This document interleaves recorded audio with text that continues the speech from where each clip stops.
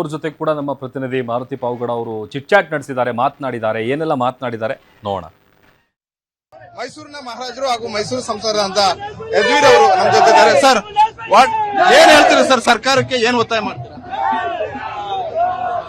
ನಿನ್ನೆ ಮೊನ್ನೆ ನಡೆದಿರ್ತಕ್ಕಂಥ ಘಟನೆ ಎಲ್ಲರ ಗಮನದಲ್ಲಿದೆ ಅಂತ ನಾನು ಭಾವಿಸ್ತೀನಿ.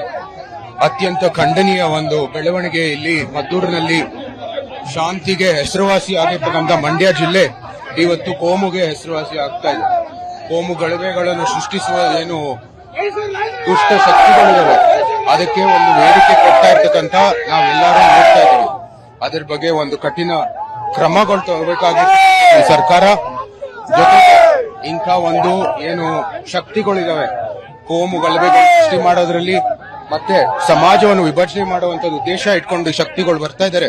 ಅದಕ್ಕೆ ಕಠಿಣವಾದಂತಹ ಕ್ರಮ ತಗೋಬೇಕಾಗಿರೋದು ಈ ಸರ್ಕಾರ ಜವಾಬ್ದಾರಿಯುತ ರೀತಿಯಲ್ಲಿ ನಡ್ಕೋಬೇಕಾಗುತ್ತೆ. ಬಿಜೆಪಿ ಅವರಿಗೆ ಸಮಸ್ಯೆ ಬಗೆಹರಿಸಬೇಕಾಗಿಲ್ಲ, ಇದು ದೊಡ್ಡದು ಮಾಡಕ್ಕೆ ಹೊರಟಿದ್ದಾರೆ ಅನ್ನುವಂತ ಆರೋಪ ಮಾಡ್ತಾರೆ. ಇದು ದೊಡ್ಡದಾಗಿದೆ. ಬಿಜೆಪಿ ಪಾತ್ರ ಏನಿಲ್ಲ, ಇದು ದೊಡ್ಡದಾಗಿರೋದು ಅದಾಗೆ ಆಗಿರೋದು. ಬಿಜೆಪಿ ಮೈಸೂರು ಸಂಸದ ಯದುವೀರ್ ಅವರ ಒಂದು ಮಾತು. ಕ್ಯಾಮರಾಮನ್ ಪ್ರೀತ್ ಜೊತೆ ಮಾರುತಿ ಪಾವಗಡ.